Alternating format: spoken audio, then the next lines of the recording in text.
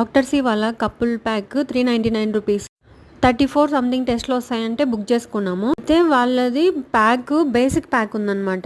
ఆ 399 రూపీస్‌కి మొత్తం ప్రొఫైల్ అంతా వచ్చేది. మనకి haemoglobin, thyroid levels, normal sugar అని బేసిక్ లెవెల్స్‌లో వస్తాయి. మళ్ళీ కొలెస్ట్రాల్ అవన్నీ టెస్ట్ చేయించుకోవాలంటే మళ్ళీ వాళ్ళు ఎక్స్‌ట్రా ప్యాకేజ్ చెప్తారనమాట ఇంటికొచ్చిన తర్వాత. ఇవన్నీ బేసిక్ వస్తాయి. అలా మా ఆయనకి కొలెస్ట్రాల్ ఎక్కువ ఉండే అనమాట ఇంతకుముందు గూడా. అలా మా ఆయనకి కొలెస్ట్రాల్ ఎక్కువ ఉంటది. డయాబెటీస్ కూడా ప్రీ డయాబెటీస్ ఉండింది. ఇంతకుముందు M5లో మేము అప్పుడప్పుడు టెస్ట్ చేయించుకునేవాళ్ళం. ఇప్పుడు ఈ రిపోర్ట్‌లో వస్తదా అంటే అదంతా రాదంట. బేసిక్ వస్తదంట.